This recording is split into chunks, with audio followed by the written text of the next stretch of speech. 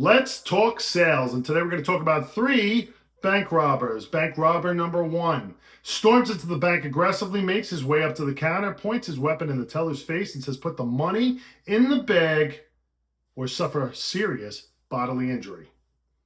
Bank robber number 2 slinks into the bank, winds his way up to the counter, doesn't look the teller in the eye, slides a note across. The note reads, "Put the money in the bag and nobody gets hurt."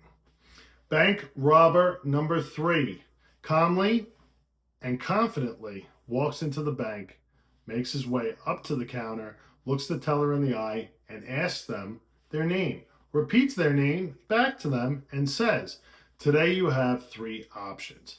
Option number 1, you calmly and completely fill the bag with the money, hand it back to me, I leave the bank, you make it home for dinner." Option number 2, you cause some hysteria, I'm still leaving the bank with the money, but somebody could seriously get hurt. Option number 3, you hit the alarm under the counter, the police come,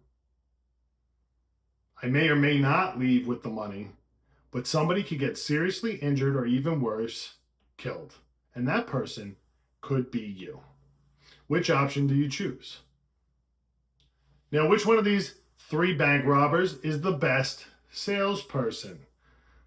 Well, bank robber number 1 has chosen the aggressive path. And we all know aggression produces anxiety and haste in our prospects. So when we do that, we have them operating under duress. And when people are under duress, they don't make good decisions. Bank robber number 2, 0 confidence and made no attempt to have any personal connection with the teller or prospect. Then slid a note across the counter, which seemed like a gimmick or a tactic, and it had an ultimatum: do this or this will happen, or don't do this and this will happen. No confidence in that approach, and created no buy-in from the prospect or the teller, even to believe that he would act if they didn't comply. Bank robber number 3 showed confidence from the beginning, made a personal connection with the prospect or teller by asking their name, and then provided 3 options.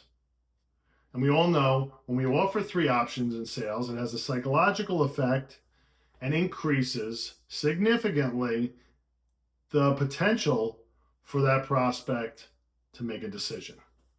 And when those 3 options are compelling enough, we can funnel them to the decision that we wish they would make.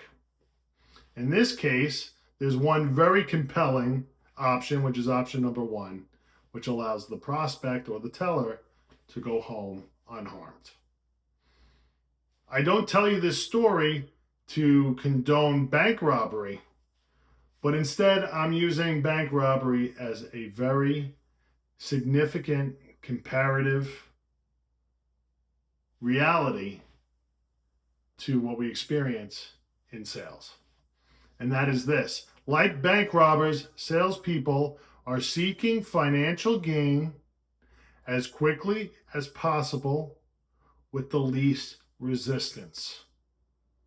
And when we're strategic about that approach, we get the result we want with the least amount of effort in terms of having to push our prospect, or in this case, the teller, to do that under duress or without the confidence that we're going to fulfill our end of the bargain.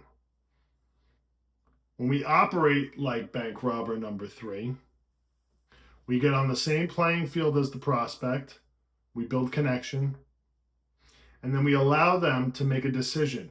And when they make that decision, there's more buy-in. I've chosen to take option 1, therefore I have more of an incentive to complete what I've agreed to. That's true sales. So next time you're in a sales situation, be bank robber number 3.